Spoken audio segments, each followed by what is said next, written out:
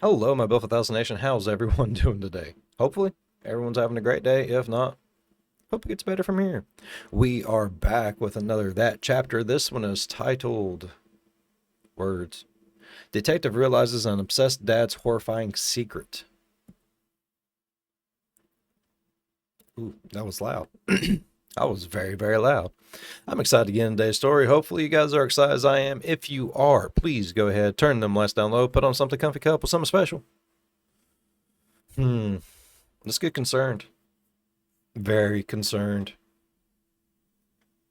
You know, it was so stupid. I was just trying to make a joke, but I hugged her behind her and I said, "You don't want to end up like Gabby Petito, do you?" What I the know, fuck? that was really bad. That was a really stupid joke. It was literally just a joke, and it was just.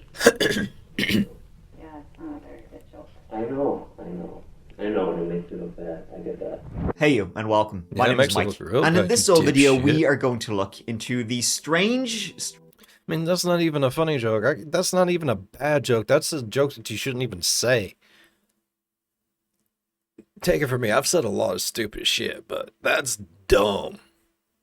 Yeah, disappearance, and the disturbing investigation, because it's top tier disturbing, into what happened to one Madeline Kingsbury. But before we get into all of that, please subscribe to see new stories for the dark every single week. Now, you and I, let's give it a go. Let's give it a go. Let's do it. Yeah. Madeline Kingsbury. On the last Friday in March of 2020, I went to school. My elementary school? Head Start. No? I went to school. It was called Kingsbury. I liked it.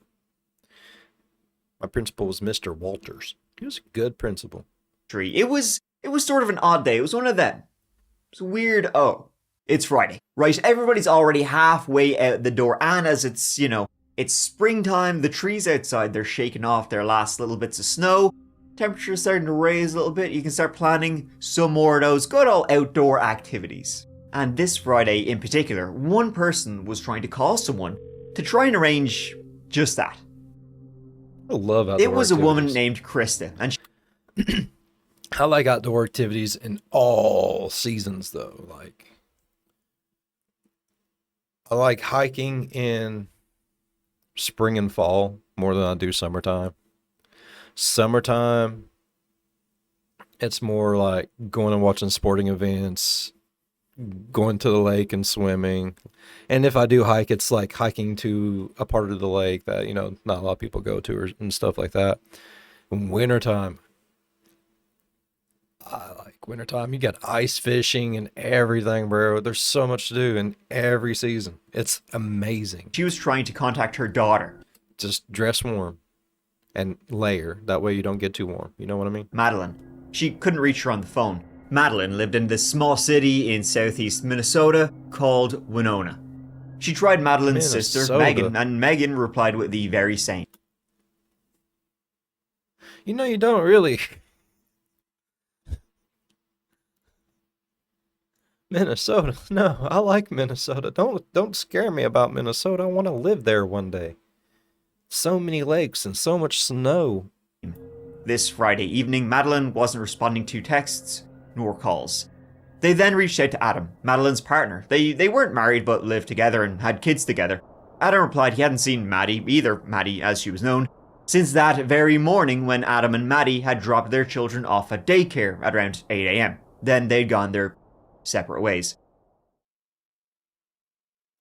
From that evening, Adam wasn't actually in the home. He had wrestled up the kids and headed to his folks' home in a town called Mabel. Okay, so then Megan calls a friend of Maddie's, asking her, could you go maybe just check on her? Megan, her mother, and now Adam, none of them were actually in Winona. So Megan calls his friend, would you mind just popping over to Maddie's house, giving her a little knock, see if she's around. She's not answering, her sister, her mom, her partner, nobody. She's not answering the phone to nobody. So the friend pops over to Madeline's, has a go around the place. Oh no, I left sees my that the coffee house in the is other room. pitch black, Oh. nothing there. But she sees Maddie's minivan is still right out there. So, has a look around. Nothing on the phone, gives her an old knock knock. No sign of life inside that house.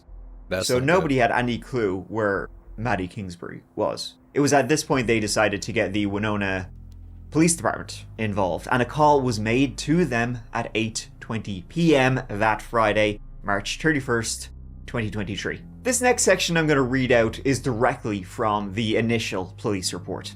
The friend reported to police that she was concerned with the health and safety of Madeline.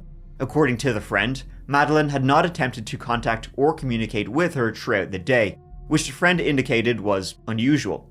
The friend was concerned and had gone to Madeline's residence, saw her minivan in the driveway and knocked on the door, and no one responded. The friend also told police that she was aware that Madeline was having issues with her significant other, who also lived in the residence.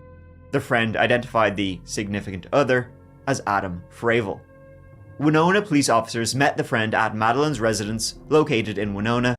By a significant other, that just means like either boyfriend. It's just like a open-ended word for person you're seeing on the regular. Am I right? Am I right? Look, I don't know a lot of these terms. Was it like her boyfriend? Like fuck buddy? I'm a basic bitch type of motherfucker, alright? You gotta break it down for me, bruh.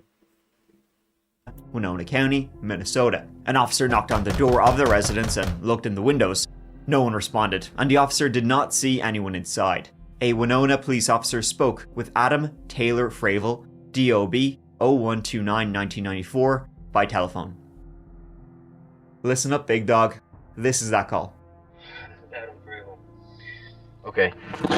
So Adam, I'm sure you're aware of what's all going on. Some people called about Madeline a little concerned, and we're just trying to get an idea of where she might be. Yes.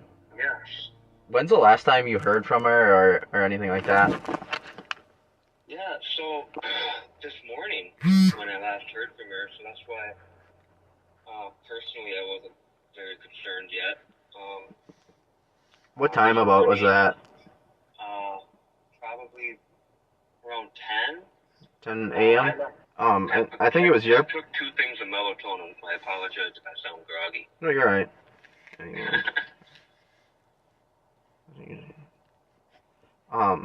But was she supposed to pick up the children today?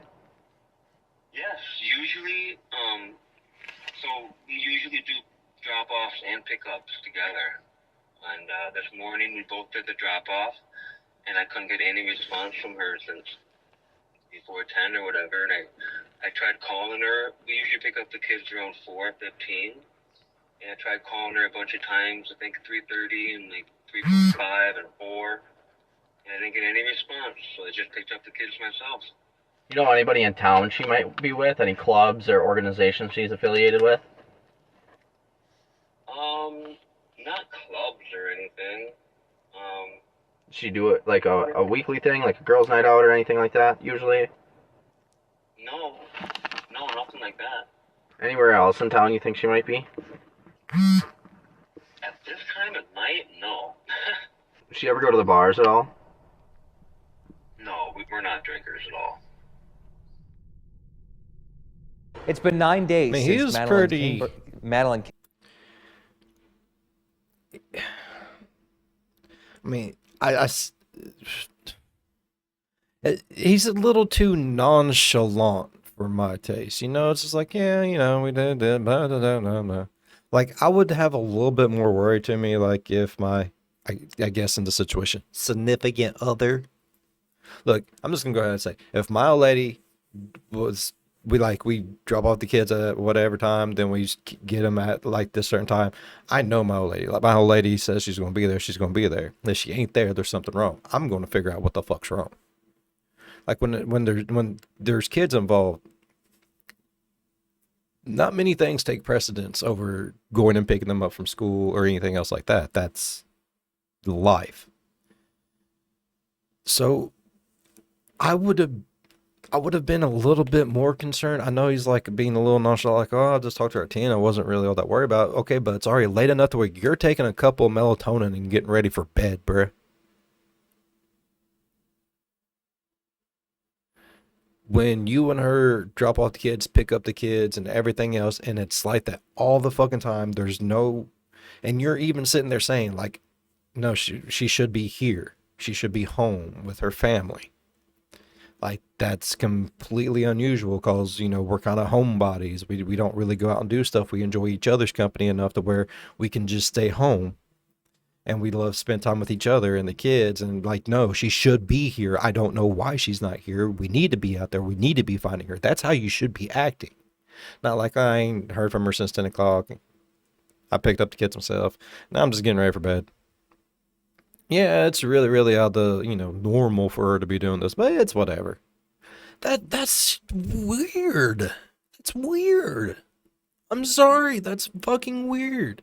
You should be a little bit more concerned. I'd be a lot more concerned. Kingsbury was reported missing. The Fillmore County community and surrounding areas are coming together to bring her home. We love her, and we could figure out anything and get through anything together, and we want her back, and we're not going to stop. Madeline Jane Kingsbury was born June 1st, 1996, a lady. local of the town of Winona. Youngest child to David and Krista, with older sister Megan and older brother Stephen. From an early age, Maddie made quite a big impact on those around her. A happy, bubbly child who, even from her very first steps, people knew she was gonna go far. And as she grew up more and more, always there for those around her, whether it was, you know, a shoulder to cry on, somebody to celebrate with, or someone a co-conspirator for getting up to no good with. Maddie Kingsbury up to no good as usual, but usually also up to good. After high school graduation, she attended, where else, but Winona State University, home of the Warriors. And there, she was a popular student. That's one thing that no matter where Maddie ended up, she was popular and well-liked by those around her. After graduating university, she went to work at the Mayo Clinic in Rochester, Minnesota, Damn. as a clinical research coordinator. Yeah. I don't know what those words mean, I don't but they either. sound very smart to Yeah, a fella though. like this guy. Hells Maybe to yeah. you too. I know my audience. She was an impressive woman, and when she wasn't even doing that, she was spending her time getting her education on. She was at Poor the body. University of Minnesota studying public health administration, their master's program. She wasn't one to like just, you know, let life happen. She was gonna go out there and she was gonna get after it. And you Hell know what yeah. they say? YOLO. People still say that. This was all by the age of 26 years old. And get this, she had two kids at home the entire time. Impressive is putting it lightly in just how ambitious, kind, thoughtful, intelligent, and charming she was. But, booty, she did have a ball and chain, and that ball and chain's name was, you've already heard it, Adam Fravel, if you can believe that. He was dragging her down, and, you know, she was gonna fly high. He was gonna sink like a stone or something. He kind of looks like a stone. Or an egg. See, during her time at Winona State University, home of the Warriors, Maddie met Adam Fravel, who he himself was studying clackety. He was studying management information systems, which I feel like that's just fuck is 3 that? random words. While at Yeah. college, Maddie The fuck got is that? What pregnant does with that their even mean? first child, and so they decided to stick it out together. Adam dropping out of school and going on to work in advertising. Not like the Don Draper side though, more like the SEO online data-driven side. And he would do this for a number of years. However, he would do that come spring 2020 when, his job was lost from him.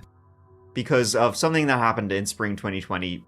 Thinking about it? No, can't think of it. Let's move on to right back where we were. 2020 was a busy time for both Maddie and Adam, who lived together. They had 2 kids together, Maddie working at the Mayo Clinic while also doing a master's program.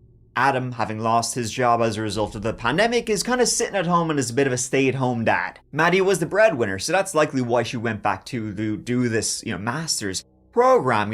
Double the bread, invest in yourself, your bad self, invest in your future. Adam himself was thinking of pilot school. He was taking little lessons to go and, fly up soar as high as Maddie was, frankly. But I do have to say this. When I say Adam Fravel was a stay-at-home dad, I kind of mean that in the technical Technically, he was a stay-at-home dad. He didn't have a job, so he stayed at home playing video games all day. And technically, yes. And technically, he was a father. Yes. But like, stay-at-home dad in the way you probably think, I mean, he was not that at all. He didn't do shit. He was basically like a turd child for Maddie to look after.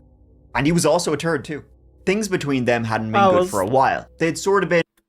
I was gonna say something after he was done talking. He beat me to it, the son of a bitch. But yeah, the way he says third, I was gonna say, well, he's also a turd. But damn. On again, off again. But when you're living together, it's hard to make that off stay off. And so this wasn't going to end well. Maddie was busting her ass. Adam, he didn't clean up the home. He didn't help with the kids. He didn't really act at all like he loved Maddie. He didn't do jack shit. He was a waster. And Maddie was wasting her time on him. But she did care for him, love him, and she was all he had. Get this, right? One time in 2020, Maddie was on FaceTime, like video calling with a friend of hers, yapping away about this and that, when all of a sudden Adam comes up behind her and starts yelling at her, demanding to know why the house is in a state, right? It's a kip. And Maddie is like, well, you know, you don't have a job, so maybe you could clean it up. Adam smacks her across the face. She was still on FaceTime during this entire thing, and this friend would say it wasn't the only time they'd seen him be violent, or, you know, they had seen Maddie with bruises on her from time to time. Cutting his balls then, off, come Rick. March 31st, 2023, Maddie vanishes. That motherfucker be vanishing now real nearly fast. 2 weeks since Madeline Kingsbury disappeared. Just last weekend, more than 2,000 people volunteered in the search for Maddie as law enforcement continues to call her disappearance involuntary and suspicious. In a Wednesday statement, Winona Police said in part, "We remain extremely concerned for her safety.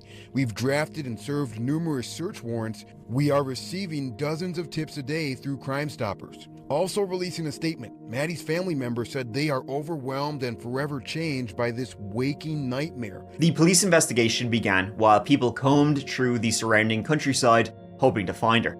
On April 1st, the police searched Maddie and Adam's home. They found a cluttered house, but nothing out of the ordinary, and no signs of a struggle of any nature. They did gain access to Maddie's phone database, and found that the last message sent from her phone was around 8:15 a.m., which was right after Maddie and Adam dropped their kids off at daycare. See the story, Adam's story. It went like this, and Adam, when he was, questioned by the police on the April 1st and April 2nd, he fully admitted things were not going good between them. They had been off again, on again for about 7 years by this time, and after 7 years, lads, come on, like at that stage you should know, shit or get off the pot at that point. Are we doing this or are we no?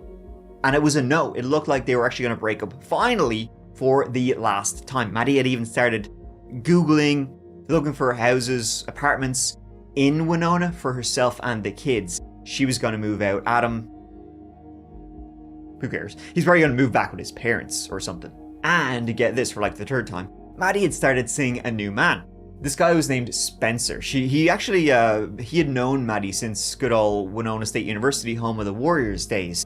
He had been there, they'd been friends, and now they'd kind of sort of reconnected these years later. The thing about Spencer was that he had actually been in the same fraternity. Sorry about that. Adam Message had my been lady in real fast. when he had been at the university, home of the Warriors.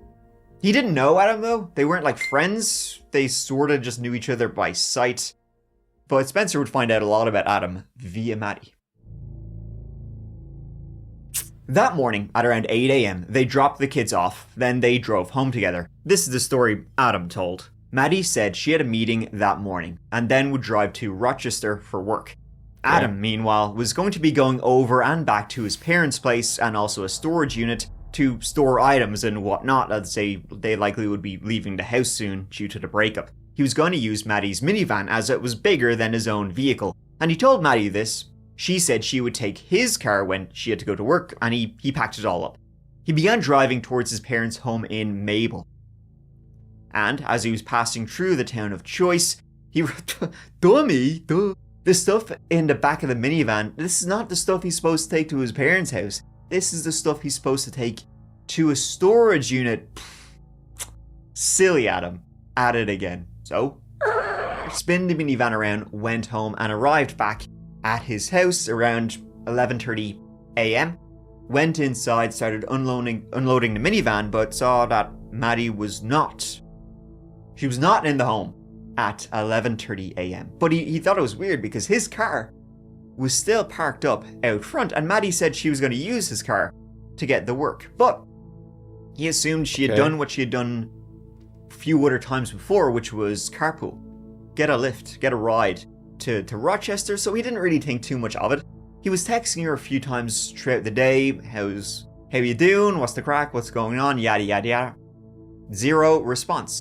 Much like, by this stage, Maddie's sister, her mom, her friend, they also were getting no response to any text messages by this time. He's then texting her asking, hey, you were supposed to pick up the kids later on, but now you're not responding to any of my messages. So Adam then, he picks up the kids that late afternoon, and then he takes them to his parents' house in the city of Mabel, about an hour south of Winona. I left the house around 10 to bring some stuff down to my parents. And then when I came back home, I noticed that my car was still there. She was going to take my car to work today, and my car was still there. And she wasn't there. That's the last I saw from her, and then I tried texting her, tried calling her, and I haven't heard anything since. And you had the van today, correct? Yep. And I'll call and stuff down to my parents. Gotcha. And your car was still there, and you now have your car, correct? Correct. So does she usually ride with anybody to work, or is there anybody she could be with right now? She doesn't usually ride with anybody to work, but she has before. She has a couple co-workers in the moment. So that's what I figured she did, but I don't know. While neighbors, friends, and the citizens of Winona searched the surrounding countryside, it was Megan, Maddie's sister, who took to TikTok and made this case from a local one to a national story. TikTok, I need you to do your thing. I need your help. This is my sister, Madeline Kingsbury. She's missing. Why is she just in a towel? Is that how you get people just found? very Get on basic TikTok and info get that in a towel? Put on flyers and things around town. Pause if you need to read more. Yeah, so that's the basics.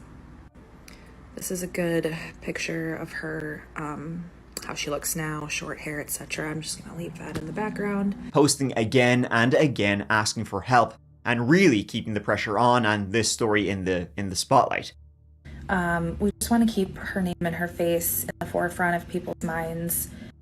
We're not going to give up on this. We're not going to let Madeline and this investigation, it's not going to slip through the cracks. Megan and Maddie were extremely close. The only thing they ever actually fought about was, Adam. She chronicled the ordeal on TikTok. I am just kind of updating with what I can right now. We had a massive turnout for the search. All right, it is. Dogs are going crazy. Thursday, right? April 13th. Still have not found my sister Madeline. It's about 1:30. I was out searching with my mom for, what time we leaved?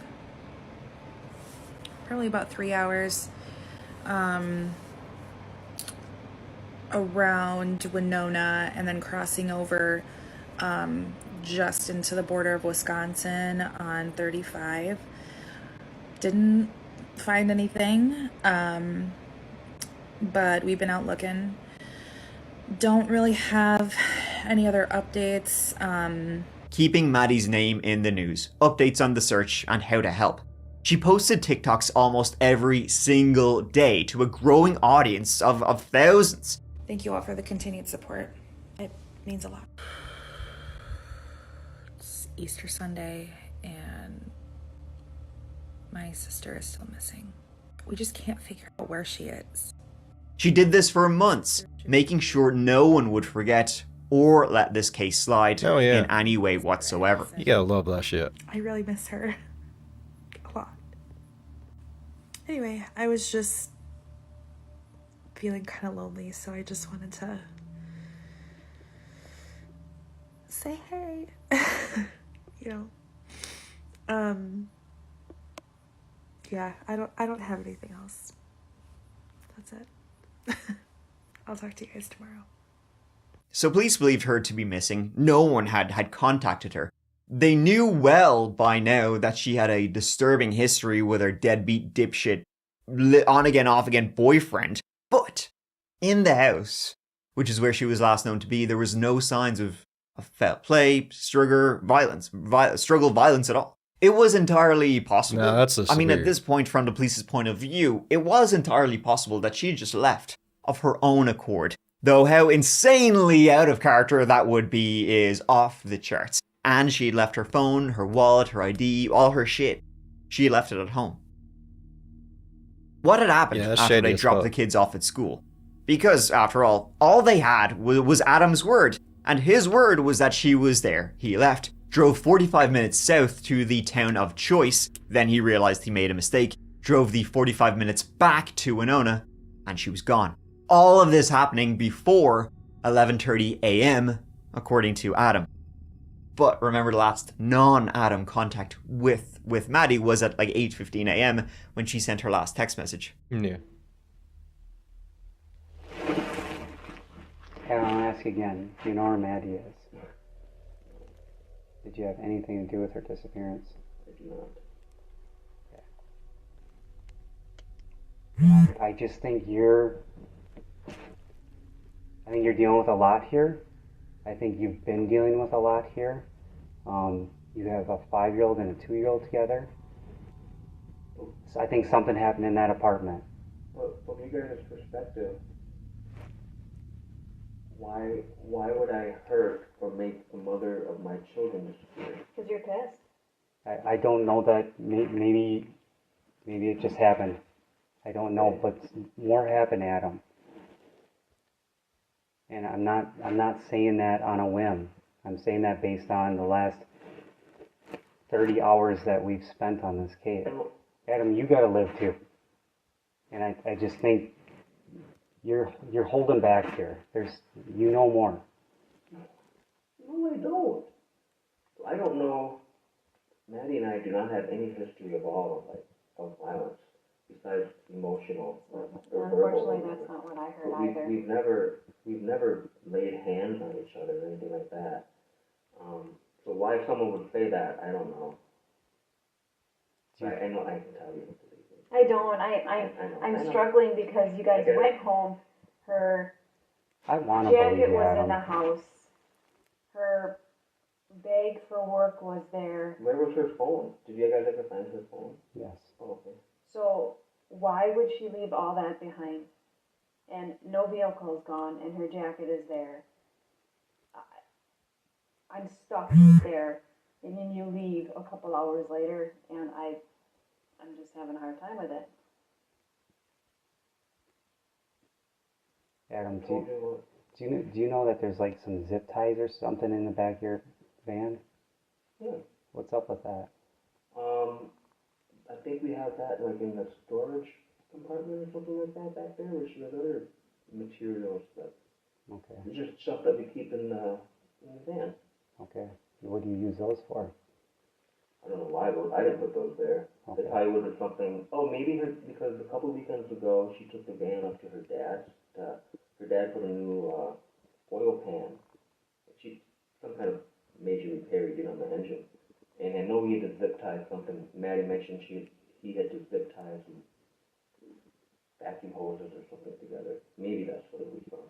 Okay. But I've never personally used it. Police would locate CCTV along the route Adam said he drove that day, just to determine, He what ain't he said wavering, was- is he? That lady cop, though. You tell that That lady cop's on his ass. She's like, I am going to be eating your booty cheeks with my Cheerios.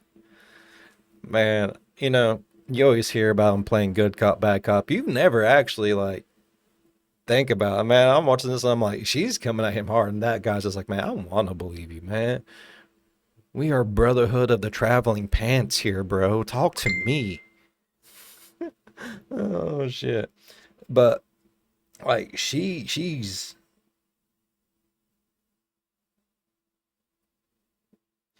on him. She wants that ass. True there, buddy, or, you know, slow your roll there. Let's just trust but verify, as they say. Verify, don't trust, because can I shock you? He was lying. From 9:45 to 10 a.m. that morning, a person outside Maddie and Adam's home was observed tinkering with Maddie's minivan's license plate. It was Adam, and he was switching the minivan's plate with his own car's license plate. Police would be able to say that when they saw that car later, when the searches began, he had switched them back. Why would he switch the two cars' license plates unless he didn't want them to be, like, scanned by police systems or toll booths or something like that? Following the footage, they saw him drive to a gas station, then return to his home at 10:30 a.m. Then at 11:26 a.m., he drove away again. The minivan was seen driving towards where he said he had been going, Mabel, though already the timeline is off by about an hour. The security camera footage isn't complete. There are some blank spots in where he'd been going that day, but the minivan left his home at 11:26 a.m., drove towards Mabel, but then at 12:44 p.m., it was seen driving back. They even had dash cam Winona. footage. Following the security camera footage, They there's went like out of their 45 way, minute bro. gap in that day when nobody really knows where Adam was. From 11:59 a.m. on that footage, it was seen driving south, but then at 12:45 p.m., it was seen driving back north. So in those 45 minute span, nobody knows where he was. But the police seeing this footage, which, I mean, he's already lying. They've already caught him in a lie with his timeline being off. The police actually drove that exact same route that they seen him do on the cameras, and it was pretty accurate. As in, it would have taken that much time to drive this route. What I mean by that is it didn't seem like he stopped off anywhere for long or didn't go on any detours or anything like that. If he did something, dumped something, whatever along this route, he did it fast. So had Maddie, or a body, been, yeah, in there. Timeline is off, and these text messages where you're kind of suddenly worried about her, they don't make sense, and they almost seem like they're intentional. They almost seem like they're breadcrumbs that you knew the police would pick up. Okay. And I'm trying to work with you here. Again, I'm just saying now I'm not going to say much because now my wall is up and I'm probably going to have to get a lawyer because I'm feeling really accused and stuff. So, you know. Okay. I mean, you can ask what you want and I'll answer. I'm just saying I'm putting up my defense now. I've been working with you guys completely, but now I'm getting accused of stuff, so I'm you know. All I can say to that is we wouldn't be doing our job if we didn't No, try to do I get that too. I get that too. So Only because, I'll reiterate again, you were the last one to have seen her. You were the last one to be in the house. You didn't have lawyers to be able to come in and access to your house. You didn't have access to your cars. You went home with her. And so that's why. There's that. I'm just as confused as you guys, you know what I mean? Like, and I know, I get it, I'm a suspect, and we recently broke up and everything, I get it. But I'm completely compliant. I mean, right? Yeah, you've been great. Okay. You've been cooperative, absolutely. And I appreciate that. Whatever and you thank guys you need. for that. I'm struggling with where she went. I know. The search continued, with the Kingsbury family offering a $50,000 reward. Damn. And a number of Maddie's Hunting friends, we will go. they would come forward to the police, and they all had, interestingly, the very same story about Adam Fravel. And it was about a certain interest of his. His interest was Gabby Petito. He was obsessed, infatuated, are his words, with the case of Gabby Petito. Him and Maddie had watched some news special about the case. Remember when it happened back in autumn of 2021? It was everywhere. And ever since then, it was crazy, Adam's bro. crazed obsession. Beginning in the summer of 2021, 22-year-old Gabby Petito and her fiance, Didn't know dude, 23-year-old like, Brian Laundrie, unlife were doing the himself van or life some thing shit. across the USA, documenting it on their YouTube channel, Nomadic Static. Gabby Petito never goes outside.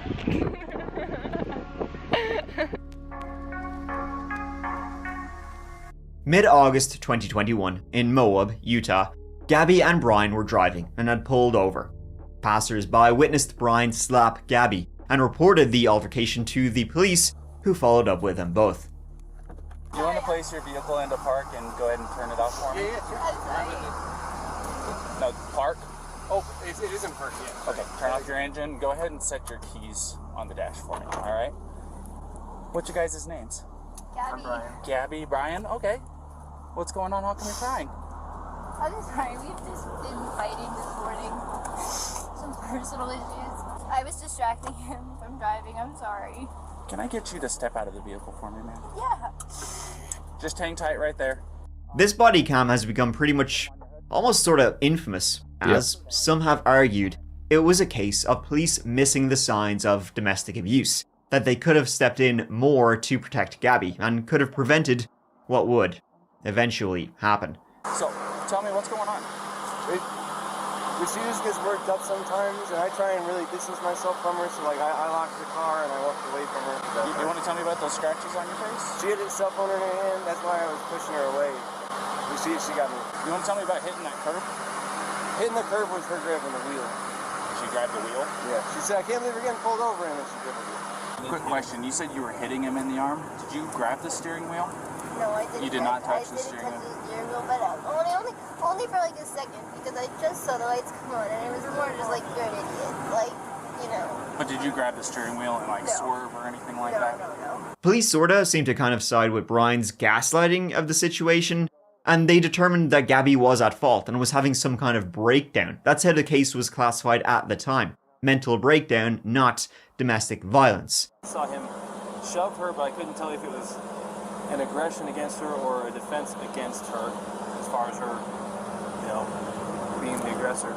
So at this point, unless the guy's screaming that he needs to go to jail and did something to this girl, it sounds to me like she is the primary aggressor. Yeah. Of course, we all tragically know that only 2 weeks later, Brian murdered Gabby in the Bridger-Teton National Forest. After weeks of extensive searching, she was finally found. About 2 months later, and after this case went worldwide, there was a manhunt and it was everywhere. Brian was found to have shot himself in a nature reserve in his native Florida. And Adam was like obsessed with this story and big love heart eyes for. I hate that because we will never know what happened. Like, they're both dead. Like, what happened? We'll never. There's no one even for us to ask the question to. That was such a big thing for such a long period of time and pretty much all of our lives. Like, everyone was on it. Like, where is he? Where can we look? And the sheer fact that he just ended it. No one will ever truly get justice or anything. It's fucked. It's fucked, bro. For this story, to the point where one time he grabbed Maddie, pinned her down to the ground, pinning her throat, and said if she wasn't careful, she would end up like Gabby Petito. Perfectly normal thing to say. She would message this to a friend after he joked about me ending up like Gabby Petito if I don't learn to mind. It wasn't funny. That's what sealed it for me when I kicked him out last year during one of their off-again moments. And I thought I could get past all the trauma, but really I was doing it for him and the kids. Do you think my kids will be okay? Now, Maddie never reported any of this to police or anything. She was scared of him, but worried for him. Even though friends of hers were telling her to mention this to police. You don't even have to have him arrested. The police should just be aware of this domestic violence incident. Her own father, Maddie's father, said, he's gonna kill you, Her father had actually not spoken to Adam in a long time because Maddie's dad hated Adam's guts. He was a piece of shit. You're infatuated with the Gabby Petito story, your own words. Yeah, it was, when the manhunt stuff was going on. My biggest fear right now is that this is No, I get it. This is mimicking that case. I get it. And the guy that's infatuated that case is sitting right in front of me. And he's doing a really good job keeping it together, and I'm not buying it. I'm not either. And I'm not, I just want to find her. No. For your kids. You know, I'm really not okay with or over the fact that you put your hands around my neck and pushed me down in front of the kids earlier, so don't. Not okay with it at all, but especially with them there. You'll adjust. The fuck I will. You do that again without asking me and you can go somewhere else. You got it, mother. Don't patronize me, that crossed the line. Then mind. Stop. Like I said, Adam, your own admission, you're infatuated with the Gabby Petito story. This case is rearing some eerily similar circumstances. Of course, when the police asked him about the Gabby Petito thing, because it had just been brought. I mean, but how was he infatuated? Because, I mean, quite frankly, we was all kind of like really enthralled in it, like that it was everywhere, constantly. Up so much, the police, like, they had to ask him. Adam just downplayed it. It was just, duh, it was a joke. It was a joke. I was just playing around, just goofing around. It was a bad joke. I mean, yeah, probably don't want to write that one down, but it was just a joke. He said he hugged her. No pinning of the throat. You must be joking. Don't know what. People are telling you stories. Don't worry about that. She also said that you made a commentary that if she doesn't listen, that she's going to end up like Gabby Petito. That's what she told several people, and we interviewed those people, and they told us that individually, not having talked with each other. Yep, I know what you're talking about. So this was a it's gonna sound so bad. This was when that was going down. When I don't know when this Gabby Petito thing happened again, 2020 or something like that. But I just remember I was infatuated with the case. It was just it was a man like me. I was just into the news on it. And I can remember it very vividly. I went outside. I think I put trash outside or something. I came back in, and then I came up behind her and hugged her. And it was so stupid. I was just trying to make a joke, but I hugged her behind her and I said, "You don't want to end up like Gabby Petito, do you?" And I know that was really bad. That was a really stupid joke, but it was honestly just a joke for the moment. Inappropriate. But yeah, this was when that was happening. Nothing like that recently. No, this is when that case was going on. Were you guys joking around that day? Were you not getting along that day? What was it like that day? No, like I said, it was literally just a joke, and it was just Yeah, it's not a very good joke. I know, and it makes me look bad. I get that. Funny is in the eyes of the beholder. And look at him. I appreciate explaining this. This happened. It was at the townhouse. I don't remember what year. When she told the other people, she said it occurred during a time when you guys were a possible breakup, and that's when you made that statement. Sounds to me like they was always potentially possibly breaking up. That's what she's saying to her friends. Okay. And you said she doesn't lie, and it sounds like she tells you to your face that she's seeing someone new. So.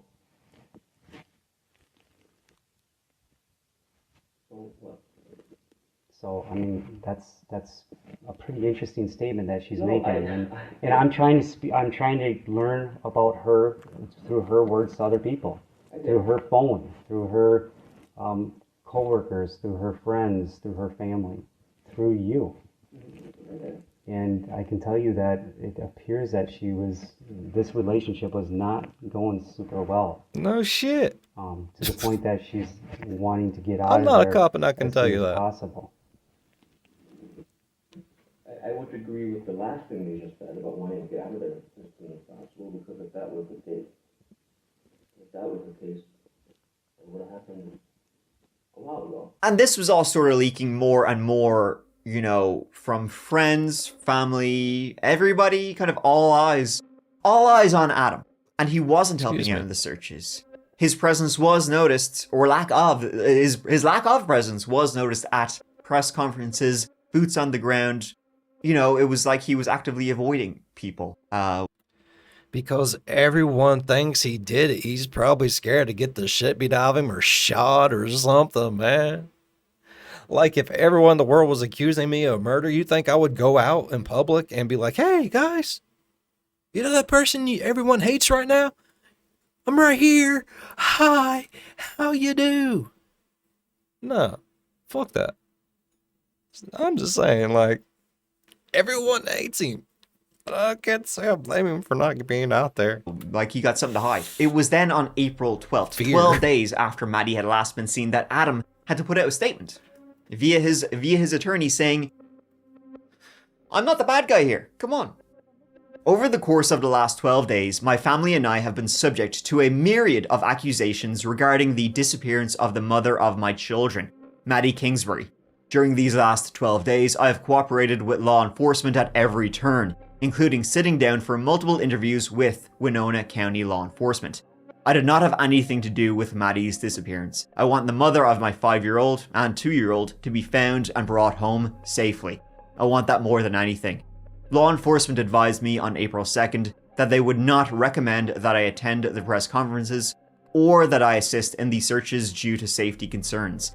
However, my non-attendance and silence has been inferred by many as a sign of apathy, or worse. That could not be further from the truth. I want Maddie home and for her to be able to be with our 2 children. God bless the Kingsbury family, and please bring her home safely. But sadly, that would not be the case. It was on June 7th, 2023, 1 week after Maddie's 27th birthday, that after 2 months of scouring the Minnesotan wilderness, a deputy was searching a rural area next to a gravel road, and he made a discovery. This was on property near the road between Choice and Mabel, property maintained by a Fravel family member, and not far from Adam Fravel's parents.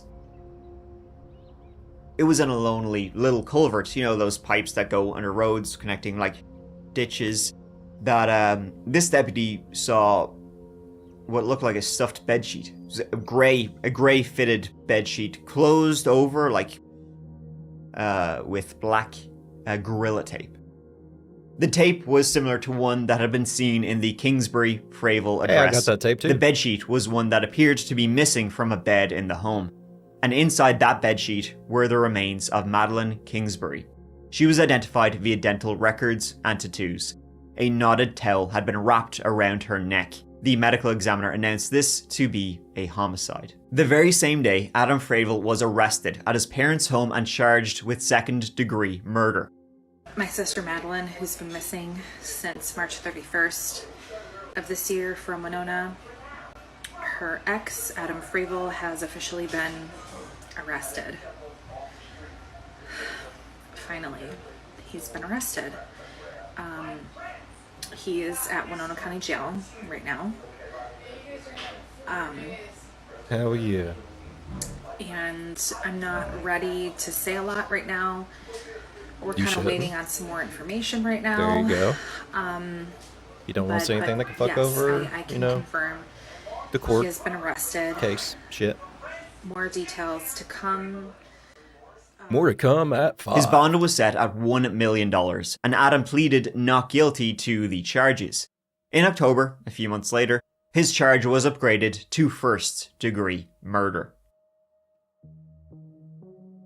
Adam, as you can imagine, was he's a very tech-savvy fella. Like, he studied this in college, he had it as work, he sat around playing video games all day, he was having a grand old time, so he knew how to digitally cover his tracks. And as you know, he's already, like, he enjoys a bit of the old true crime, as he was obsessed with the Gabby Petito case. So on March 30th, he turned off all location tracking data on his iCloud, his iPhone, his car GPS, everything. He even disabled advertising trackers on his phone. He did this on March 30th, the day before Maddie disappeared. He also took down any cameras in any of the homes, you know, that he visited in his own home and his parents' home, but there was no real digital evidence, but there was still physical evidence. The items found with Maddie's remains were all like from the home. The tape, the bedsheet, and then the police searching Adam Fravel's parents' house In the bin in the dump out back, they found a few of her electronic items and one burned laptop. What are you setting fire to a laptop for? 10 days after Maddie vanished, a neighbor of Adam Fravel's parents. Remember, Maddie's body was found near her parents. Well, a neighbor of theirs said that on his trail cam, 10 days after she disappeared, on his trail cam he had set out there, like in the woods out back, he said he saw Adam out there, captured him on his trail cam in a UTV, like, you know, it was off-road vehicles, driving along through the woods with a shovel in the back of it. The police later found that shovel cadaver dogs woofed, whatever they do. Why was he driving around in the woods near where Maddie's body would be found in a utility terrain vehicle with a shovel? Had he moved her body? See, Adam, I mean, as you know, why Adam did he need a shovel? She was in a many, seven years, which is a few. He'd have been abusive for many years, and so when Maddie was Audi 5000, he was not gonna have that. He didn't have a job. He didn't do jack shit. She was a sole breadwinner, and so when she said, "I'm moving out, I'm taking the kids with me," got a new fella. What was he gonna do? Move back in with his parents, I guess. And especially when she started seeing Spencer, a guy who had been in the same fraternity he had been in, he was fuming. He was always demanding to see her phone, to be able to, like, read all of her text messages. Anytime Maddie went to spend time with Spencer at his place, she had to turn off the location tracking because Adam would only see where she was and text her non-stop, demanding, you know, attention. She wasn't even allowed to say Spencer's name in Adam's presence or else he'd blow a gasket. His obsession with another murder case, Gabby Petito, I mean, it all probably like led him down a dark path. And then of course there was also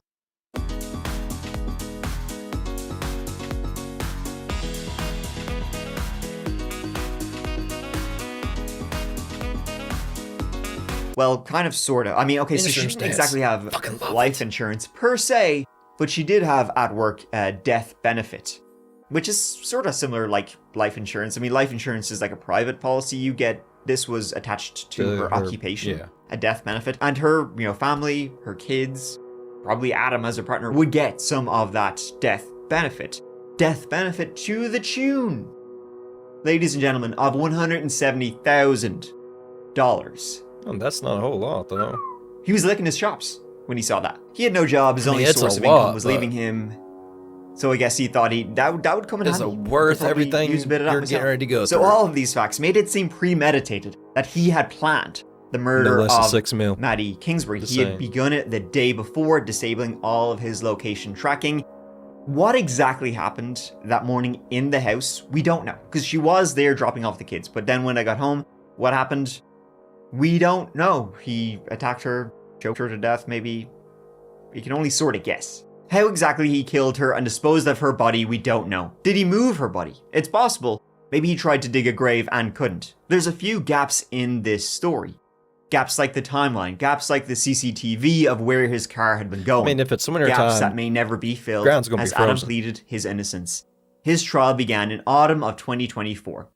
Even if he did try to bury it, he won't I just be able went to get through very the far. prosecution's case, all their evidence they had, trying to nail him. The defense, all they really had was, well, you know what, you zeroed in on Adam for the start. Did you investigate Ace Ventura? How do we know he didn't do this? At the end of the trial, the jury came back with a guilty on all counts verdict. It seemed clear from the get-go that this was only ever going to go one way. On December 17th, all you got is I didn't do it. Adam Fravel was sentenced to life in prison. He still pleaded his innocence to the end. I never caused harm to Maddie, and I am innocent. Thank you. Short and sweet. I kind of like that. And there you have it. That is the story of Madeline Kingsbury and Adam Fravel. A sad and twisted story of, well, in Adam's case. I mean, in Madeline's case, an amazing person. Awesome person. And in Adam's case, a very sad and twisted, individual. He really started shitting himself when the walls started closing in on him, but his excuses are pretty shocking.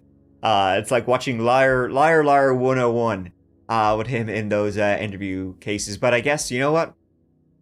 He's got an entire lifetime to think about it now. He's got an entire lifetime of getting in his poop chute. Thank you so much for watching. I really appreciate you being here with me watching this whole video, folks. I really appreciate you having me, Mike. It's always fun, and I have a great time. All right. Really enjoyed today's video. I mean,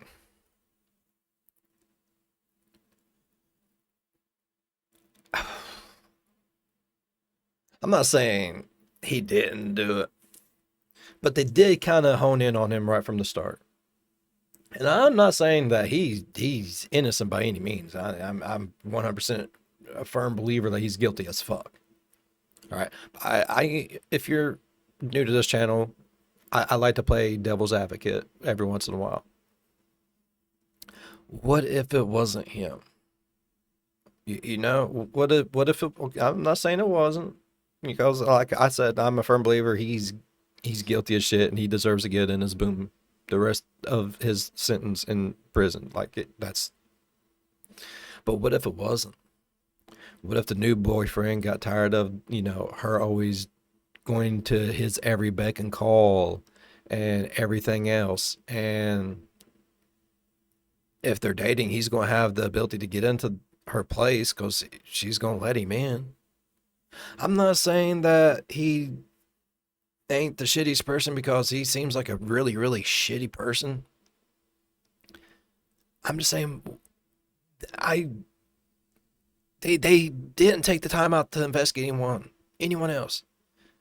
He smelt a little shifty and they honed in on it and they wrote it and they faked it until they made it. Like literally, they just sat there and kept on.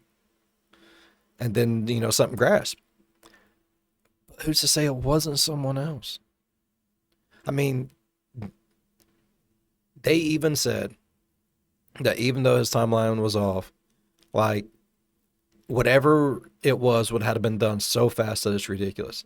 So how is he going to have time to get to where he's at in the vehicle, get out, get a UTV, go in there, try to dig a place, then not be able to dig a place, then find a place to shove her body, and then drive back, and then get back on the road and take back off? How's he going to do all that in the correct amount of time? Just playing devil's advocate. Just saying. And I'm sure the new boyfriend knows about him. I'm sure the new boyfriend can follow him. I'm sure he can ask the girl questions and stuff. And I'm just saying, I would have honed my focus in on him too, but I would have also had someone else looking into some other people. I'm just saying, like, but I don't know. I firmly believe he's guilty as shit. Like I said, really enjoyed today's video. Hopefully y'all enjoyed today's video as much as I did. If you did, please go down there, leave a thumbs up. It really does help the channel grow. While you're down there, if you want going over, slap that subscribe button, become part of the B5 Nation. We do some crazy stuff here. If you want to know when that crazy stuff happens, ding that bell and turn on all notifications. As always, be good to one another. I'll see you in the next one. Bye-bye. Damn, Mike. We got an insurance dance, bro. I'm happy as fuck.